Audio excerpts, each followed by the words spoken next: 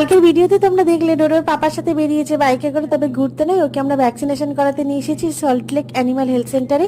আর আসার সঙ্গে সঙ্গে আমি ডোডোকে নিয়ে ধরেছিলাম, ডোডো তো কিছুতেই নামবে না গাড়ি থেকে, বুঝতেই পেরেছে এখানে এলে ওকে ইঞ্জেকশন দিতে হয়, সেই জন্য কান্নাকাটি শুরু করে দিয়েছিল।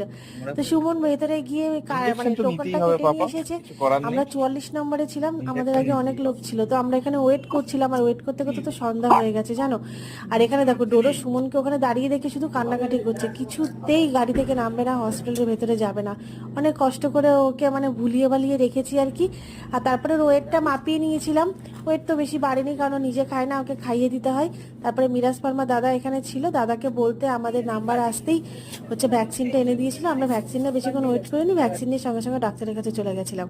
তো এখানে ডাক্তারের ভেতরে ভিডিও করে অ্যালাউ নেই বলে কোনোরকম একটু ভিডিও করেছি, ভ্যাকসিনেশনের ভিডিওটা করতে পারিনি। তারপরে ভ্যাকসিন দিয়ে বাইরে বেরিয়ে ভ্যাকসিনেশন কার্ডে স্টাম্প মেরে বাড়ি ফিরছিলাম, রাস্তায় তো জ্যাম, ডোডো ক্লান্ত, বাড়ি এসে শুয়ে পড়েছে। আমি একটু